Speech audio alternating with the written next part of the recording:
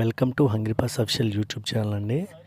ఈరోజు ఫీడింగ్కి వెళ్ళామండి. ఫీడింగ్కి వెళ్ళాము, ఎక్కడెక్కడికి వెళ్ళాము అనే దాంట్లో కొంత భాగం మీకు చూపిస్తాము. ఈ షార్ట్లో చూడండి, చూసి మీ వాళ్ళందరికీ, మన యానిమల్ లవర్స్ అందరికీ షేర్ చేయండి. మిగతా వాళ్ళందరికీ వీడియో నచ్చపోవచ్చు, కానీ మన యానిమల్ లవర్స్కి మాత్రం చాలా హ్యాపీగా అనిపిస్తుంది వీడియో. చాలా డాగ్స్కి మనం ఫీడ్ చేయగలిగాం ఈరోజు. అయితే ఫీడ్ చేసే విషయంలో మాత్రం ఒకటి చెప్తానండి. నేను చాలామంది ఫోన్ చేసి ఏమంటున్నారంటే, డాగ్స్కి ఫీడ్ చేస్తుంటే మమ్మల్ని తిడుతున్నారండి అంటారు. చాలామంది అంటున్నారు ఆ విషయం. డాగ్స్కి ఫీడ్ చేసినప్పుడు ఇలాంటి సమస్యలన్నీ వస్తాయండి.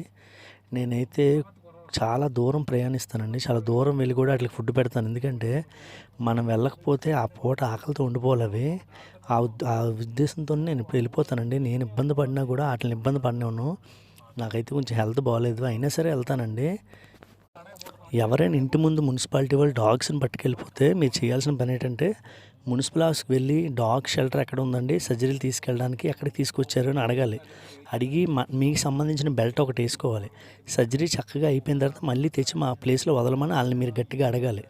అడగకుండా మన ఇంట్లో కూర్చొని ఆడడం వల్ల, లేకపోతే వాళ్ళతో గొడవ పెట్టుకోవడం వల్ల పని అవ్వదండి. దానివల్ల ప్రయోజనం లేదు ఏమాత్రం కూడా. డాగ్స్ ఫీడింగ్ చేసినప్పుడు చాలా సమస్యలు ఉంటాయండి. చాలామంది తిడతారు. ఎందుకంటే అందరికీ మనలాంటి మనసు ఉండదండి. అందరికీ మనలాంటి మనసు ఉండకపోవచ్చు, ఉండాలని కూడా ఏమి లేదు.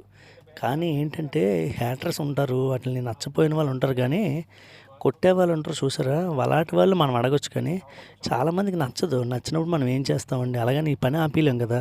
పని ఆపేస్తే వీటి పరిస్థితి అంతా చాలా దారుణంగా అయిపోద్దండి.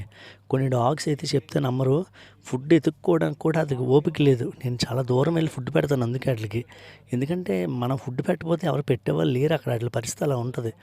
అందుకనే నేను ఎట్టి పరిస్థితుల్లో అండి ఫుడ్ విషయంలో ఎవరు నన్ను ఏమన్నా నేను పట్టించుకోనండి. మీరు కూడా అదే విధంగా ఉండండి. నెక్స్ట్ మన ఛానల్ ద్వారా సపోర్ట్ చేస్తున్న ప్రతి ఒక్కరికి చాలా థ్యాంక్స్ అండి. మీ వల్ల కార్యక్రమం కొంచెం ముందుకు వెళ్తుంది.